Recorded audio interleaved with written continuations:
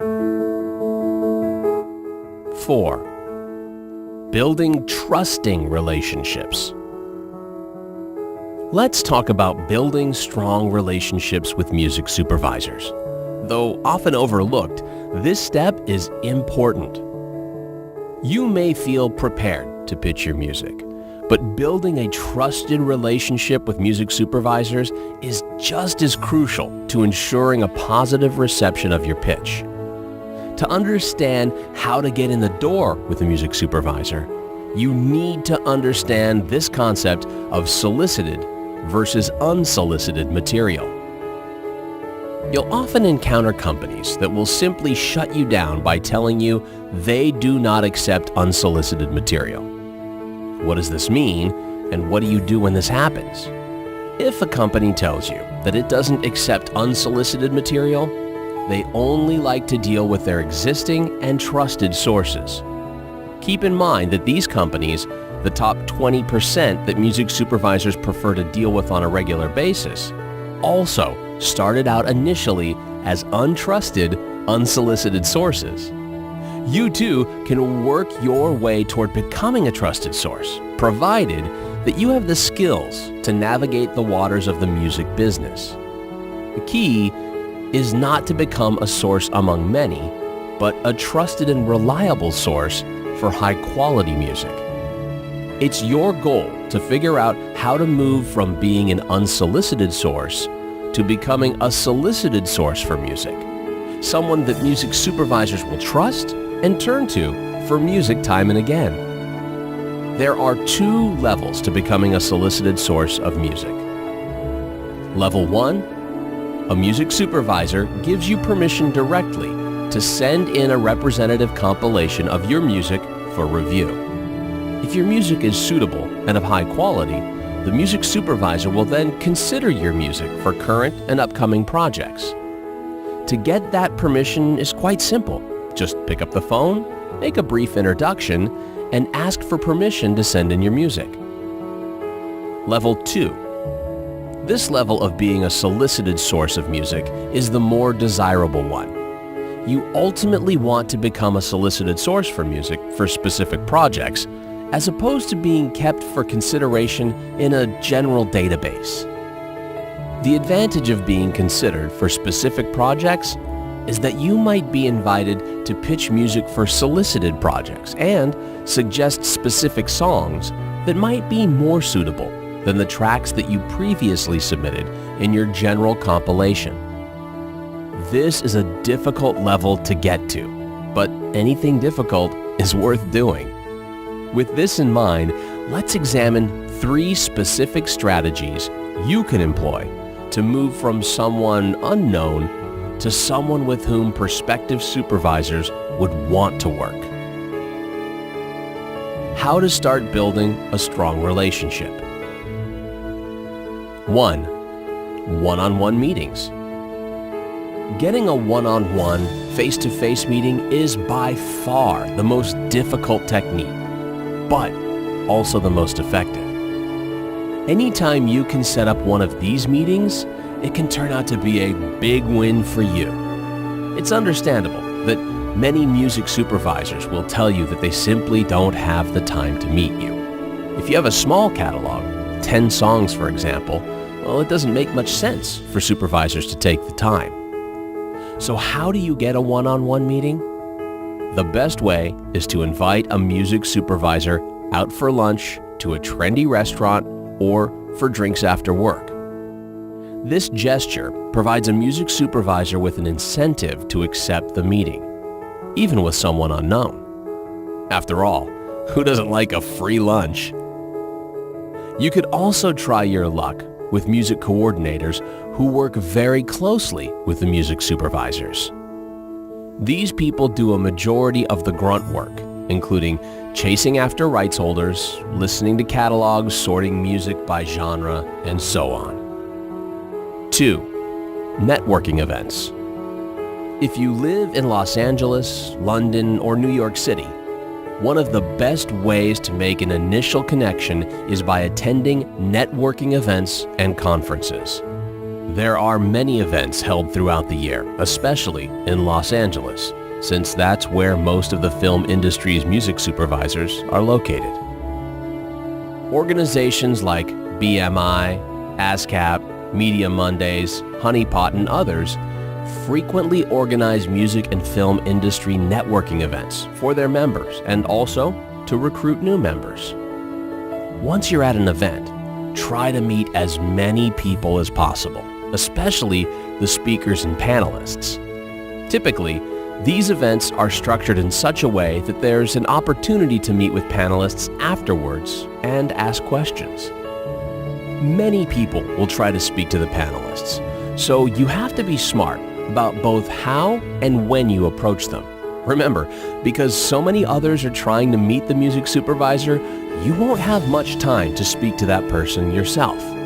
Asking the music supervisor basic questions that you can easily research on Google yourself are both a waste of their time and a wasted opportunity to make a memorable impression. Be the one that stands out from the crowd by starting an engaging conversation about industry trends or complimenting the music supervisor on a specific song he or she discovered, and so on.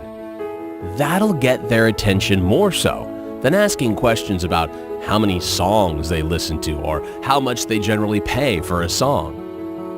Many music supervisors might even mention what projects they're currently working on and return to their office with a box full of CDs they've received from people who attended the event. Bottom line, come prepared. 3. Get introduced. Let's say you actually go to a networking event, but you don't get the opportunity to personally introduce yourself to the music supervisor. Then what? Don't underestimate the power of networking events by just meeting other attendees.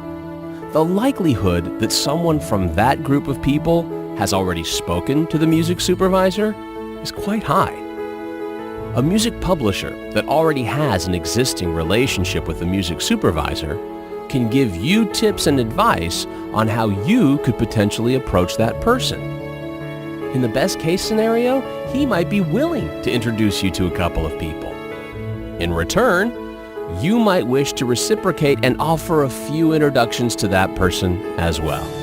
Alternatively, you could offer to share your leads and insights. 4. Film festivals and global conferences. Many festivals and conferences, South by Southwest, Sundance, MIP-TV, Meetum, can also open doors to influential people, directors, producers, and music supervisors alike. These events typically feature some panels. Some are dedicated entirely to music and film and TV, and you'll have many opportunities to meet top music supervisors there. While this is a more costly endeavor, you might have easier access to top industry executives because people are more open to networking there, as only professionals can afford to spend the thousands of dollars required for the flight, hotel, conference fees, and so on. Just think of hanging out with a popular director at a Sundance after party and the relationship you could build during that time. 5. Phone communication. Building trust from far away. If you aren't able to set up a face-to-face meeting or attend a networking event, you can try cold calling a music supervisor by phone. Many music supervisors are open to receiving submissions without a call ahead of time, but the drawback is that you miss out on building a personal connection. Many music supervisors are too busy to take direct calls, and you'll likely speak with an assistant or a music coordinator. Take this as an opportunity to build a connection with whomever you can, because in the future, that person, if it's not the music supervisor herself, could become a music supervisor or help you in another way in the future. If you do get to speak to a music supervisor directly, you should be ready to state your credentials or interesting tidbits about the music you have. Music supervisors are more likely to at least take a minute to speak with you if you have an interesting story. As an example, placements in other TV shows or films. A cool indie band or artist that's getting a lot of positive press or has a substantial social media following. A song that was co-written with someone famous, and so on. It's unlikely that music supervisors are going to reject an individual or a company that has outstanding music with great credentials, especially if the company in question has the type of music that this music supervisor may use in film and television projects. Your task then is to come across as highly professional. Prepare a great 30-second elevator pitch to get a music supervisor's attention.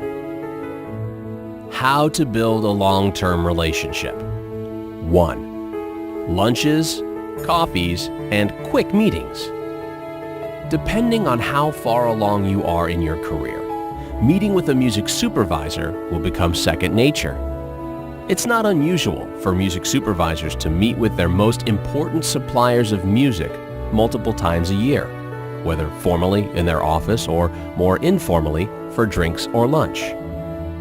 The continued interaction gives the supervisor the opportunity to discuss current and potentially upcoming projects and other things that you can only find if you build and maintain a constructive relationship. 2. Be available on standby. Many music supervisors stay in touch with their key music suppliers via instant messaging services such as Skype and WhatsApp. From time to time, they might just pick up their cell phone and call you to bounce ideas after a spotting session so that they can quickly turn around requests from clients. This typically happens if there's some urgency to the situation and if the supervisor knows that 1. You're likely to have something ready and suitable, and 2. Are available to answer their calls anytime, including nights and weekends. The more available you make yourself, the stronger a working relationship you can build with a music supervisor. Non-standard approaches to standing out.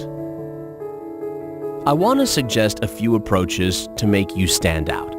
Typically, music publishers approach music supervisors to sell them music. But few publishers take the time to provide support and find ways to help music supervisors. So, what are some ways to do this? Support their networking and marketing efforts. Music supervisors go to marketing events to raise their own profiles. They do presentations to market themselves to the entertainment community. People that attend these events aren't just those looking to pitch and place music. There are film editors, film directors, and producers looking to hire music supervisors. You may already have valuable contacts you didn't realize were valuable. Consider offering introductions proactively and keep your eyes and ears open, as you might be able to help a music supervisor with insights into upcoming projects.